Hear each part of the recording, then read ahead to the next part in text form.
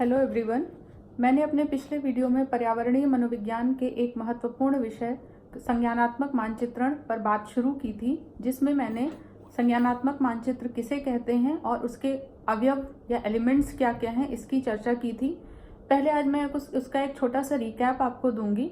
संज्ञानात्मक मानचित्र, जैसा कि हमने आपसे जिक्र किया था कि जब हम किसी विशिष्ट पर्यावरण को अपनी ज्ञानेंद्रियों के द्वारा, अपने सेंसेस के द्वारा सक्रिय रूप से देखते हैं या कई बार उसको सक्रिय नहीं भी देखते हैं या उसके बारे में नहीं भी सुन रहे होते हैं, तो भी मानसिक स्तर पर हम उसका अनुभव करते हैं और उसी अनुभव के आधार पर उसका एक मानचित्र बनाते हैं, जिसको हम संज्ञानात्मक मानचित्र कहते हैं। लिंच ने अपने अध्ययनों में संज्ञानात्मक मानचित्र के 5 अवयवों के बारे में बताया था, जिनकी चर्चा मैंने आपसे की थी।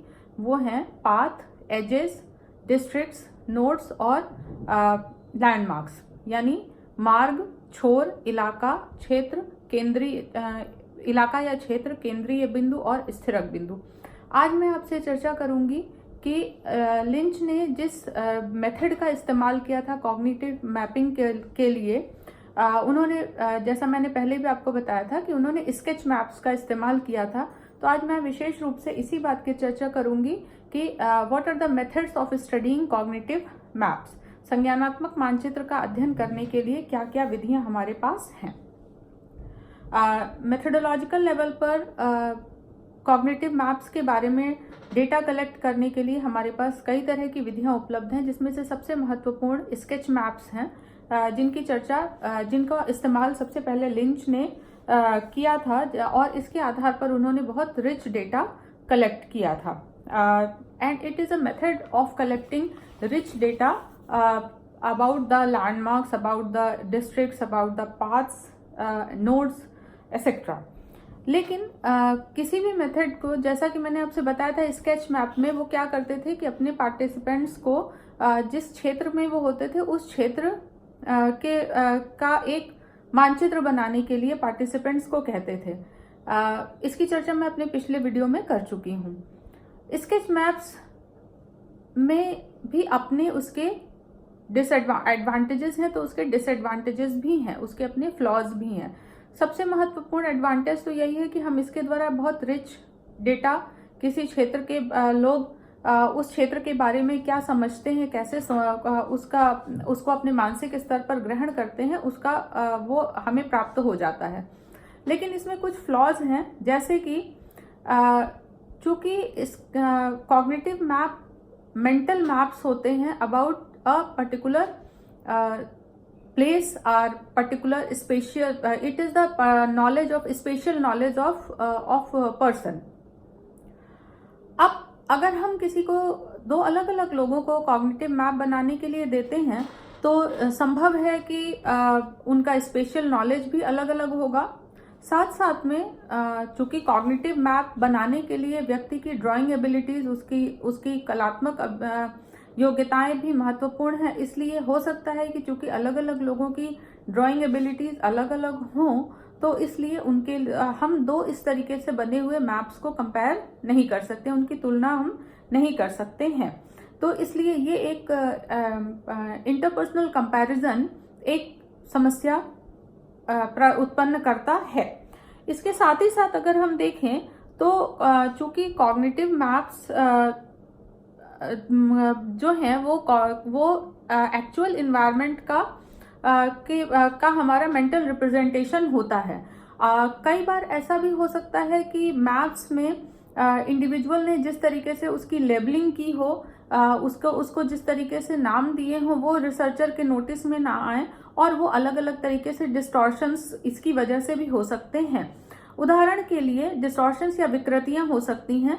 उदाहरण के लिए चूंकि ड्राइंग एबिलिटी का भी महत्वपूर्ण मुद्दा है, तो इसलिए हो सकता है कि किसी व्यक्ति ने किसी स्ट्रीट या किसी गली को बनाते समय उसका एंगल लेफ्ट से राइट कर दिया हो, या उसकी प्लेसिंग थोड़ी सी आगे पीछे कर दी हो, या अगर वो नदी या तालाब या किसी ऐसे एजेस को बना रहा हो तो उसके कर्व्स को उसने मिस कर दिया हो, इस तरीके के डिस्टॉर्शंस को हम किस तरीके से क्वांटिफाई करेंगे, ये भी एक महत्वपूर्ण मुद्दा आकर के खड़ा हो जाता है।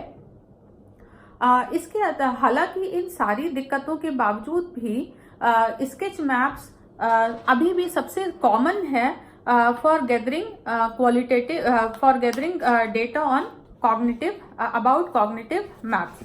तो कॉग्निटिव मैप्स पर डेटा कलेक्ट करने के लिए सबसे महत्वपूर्ण जो मेथड ऑफ डेटा कलेक्शन है वो अभी भी संज्ञानात्मक मानचित्र स्केच मैप्स ही है। स्केच मैप्स को हम इसलिए भी ज्यादातर यूज किए जाते हैं क्योंकि इसकी अपनी इकोलॉजिकल वैलिडिटी भी होती है। They are the you can say that they are the valid and reliable method to assess the spatial knowledge of the people who are using that particular area. Sketch maps के अलावा विशेष रूप से geographers ने, भूगोलवेत्ताओं ने cognitive maps के अध्ययन के लिए जिस विधि का या जिस मेथड का इस्तेमाल किया है, इसको हम कहते हैं mapping reactions to remembered environment. Mapping reactions to remembered environment. सबसे पहले एक ज्योग्राफर थे पीटर गाउल्ड और रॉडने वाइट ने 1982 में कॉग्निटिव मैप्स या मेंटल मैप्स को स्टडी करने के लिए, उसका अध्ययन करने के लिए ये एक अलग एक विधि का इस्तेमाल, एक अप्रोच या उपागम का इस्तेमाल किया। इसे गाउल्ड्स अप्रोच, GOULDS गाउल्ड्स अप्रोच कहते हैं, जिसमें कि एक व्यक्ति से स्केच मैप की तरह उससे अपने उसकी स्पेशल नॉलेज को रिकवर करने के लिए नहीं कहा जाता है, बल्कि उसे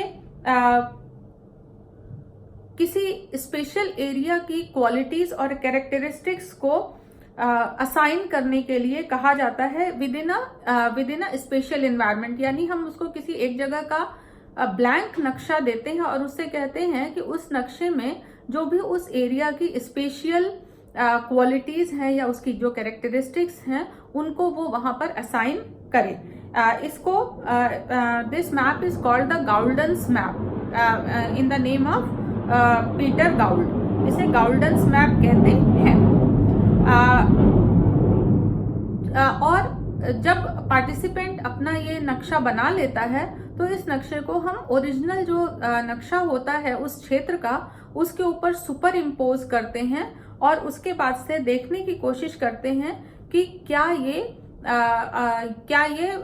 उस व्यक्ति की जो स्पेशल नॉलेज है वो उस क्षेत्र के कैरेक्टरिस्टिक्स के साथ मैच कर रही है अथवा नहीं। मोटे तौर पर इस गाउल्डन्स रिप्रेजेंटेशन को या गाउल्डन्स मैप को हम लिंच ने जो डिस्ट्रिक्ट्स में की बात कही थी, इलाकों की बात कही थी, हम उसके साथ इसको कंपेयर कर सकते हैं, या ये उसको मोटे तौर पर कॉरेस्पॉन्ड करता है। एग्जैक्टली तो नहीं करता है, बट वो मोटे तौर पर उसको उसी के जैसा है।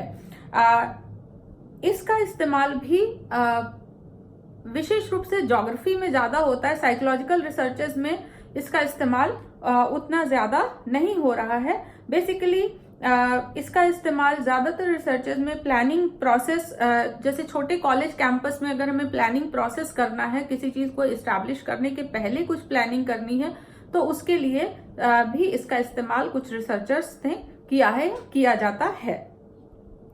इसके अलावा जो एक तीसरा मेथड है कॉग्निटिव मैप्स को स्टडी करने का, जिसको हम कहते हैं रिकॉग्निशन टास्क, यानी किसी चीज को पहचानना, उसकी प्रतिभिज्ञा से संबंधित संकृत्य या रिकॉग्निशन टास्क।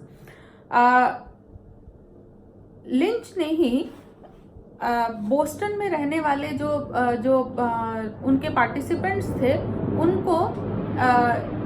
उनसे ये टास्क करवाया था। तो बेसिकली ये टास्क भी रिकॉग्निशन टास्क की भी शुरुआत लिंच से ही मानी जा सकती है। उन्होंने क्या किया कि उन्होंने अपने वहां पे रहने वाले जो उनके पार्टिसिपेंट्स थे, उन पार्टिसिपेंट्स को जिस क्षेत्र की स्पेशल नॉलेज को असेस करना रहता था, वहां के कुछ जो मेजर लैंडमार्क्स थे, उन लैंडमार्क्स के बहुत सारे फोटोग्राफ्स उन्होंने दूसरी जगहों के अनफेमिलियर जो उनकी लोकेशंस थी उनके साथ, उनके फोटोग्राफ्स के साथ मिक्स करके पार्टिसिपेंट्स को दिए। यानी जो जिस इलाके में रहते थे उस इलाके के लैंडमार्क्स के फोटोग्राफ्स के साथ साथ दूसरे कुछ उनकी अपरिचित जो स्थान थे उनके लैंडमार्क्स के फोटोग्राफ्स के साथ मिक्स करके ये फोटोग्राफ्स दिए। और लिंच का ये मानना था कि ये जो रिकॉग्निशन टास्क है, यानी पार्टिसिपेंट को पहचानना होता था कि कौन से लोकेशंस या कौन सी जगहें जो है वो उनकी अपनी लोकेलिटी या उनके अपने क्षेत्र से संबंधित हैं। और इसके द्वारा लिंच ने बेसिकली ये स्केच मैप के लिए ही एक रिलायबल प्रोसीजर के रूप में इसका इस्तेमाल किया कि जब हम स्केच मैप बनाएंगे तो पार्टिसिपेंट्स को उस एरिया के लैंडमार्क्स की, उस एरिया के महत्वपूर्ण जगहों की नॉलेज है अथवा नहीं है, वो उसको रिकॉग्नाइज कर पाते हैं, उसको पहचान पाते हैं अथवा नहीं। रिकॉग्निशन टास्क में बेसिकली पर्सन की रिकॉग्निशन या उसको पहचानने की एबिलिटी का अध्ययन किया जाता है, न कि उसकी रिकॉल करने की एबिलिटी का। आप लोगों में से आप लोग मनोविज्ञान के विद्यार्थी हैं तो स्मृति में रिकॉग्निशन और रिकॉल को समझते होंगे। तो यहाँ पर हमने वो बहुत सारे फोटोग्राफ्स देते थे और उसमें से चूंकि उसमें से उनको रिकॉग्नाइज या पहचानना होता था, तो इसलिए रिकॉल करने की बात नहीं थी। बेसिकली उनको अपनी मेमोरी के रिकॉग्निशन पार्ट को एक्टिवेट करना होता था। Recognition task standard sketch map technique से बहुत अलग हैं और इसलिए इन दोनों के बीच में कोई कंपैरिजन नहीं किया जा सकता है। एक चौथी टेक्निक का भी इस्तेमाल कॉग्निटिव मैप्स का अध्ययन करने के लिए किया जाता है, जिसको कहते हैं distance estimates and statistical map building. Distance estimates and statistical map building.